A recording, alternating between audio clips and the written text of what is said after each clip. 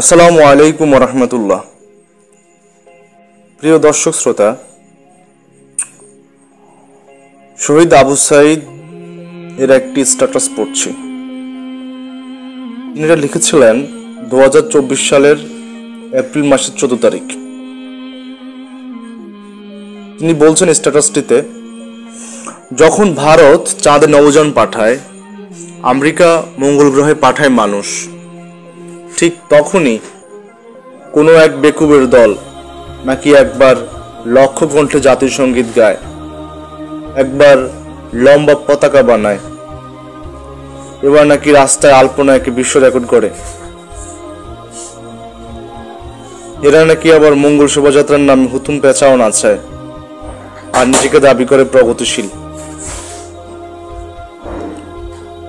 2024-এর গণঅভ্যুত্থানে যখনই আবু সাঈদ মারা যায়, আর যখনই আবার এই পয়লা বৈশাখ অনুষ্ঠান হতে যাচ্ছে, সেখানে আমরা শুনতে পাচ্ছি, বিভিন্ন মিডিয়ায় আসছে, আবু সাঈদ এর স্মরণে নববর্ষের মঙ্গল শোভাযাত্রায় থাকবে আবু সাঈদের 20 ফুট দীর্ঘ ভাস্কর্য। নাউজুবিল্লাহ। এই কাজটা সম্পূর্ণ ফারুকীর কারিশমা। আবু সাঈদের পরিবার এর আগেও তার মূর্তি নির্মাণে প্রতিবাদ করেছিল।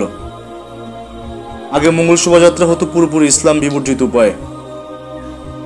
সেটার বিরোধিতার কারণ সবাই বুঝতো, কিন্তু এবার পয়লা বৈশাখে টুকটাক ইসলামী ফ্লেভার দেওয়া হবে এবং যা করা হবে সম্পূর্ণ মুসলমানদের ধোঁকা দেওয়ার জন্য।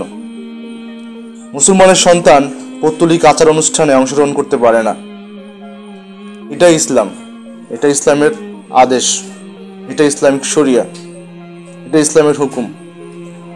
আল্লাহ তাআলা আমাদেরকে এ সকল পাপ কাজ থেকে, অমঙ্গলজনক কাজ থেকে, মঙ্গল শোভাযাত্রার নামে ভণ্ডামি থেকে হেফাজত করুন, হেদায়েত করুন। আমিন।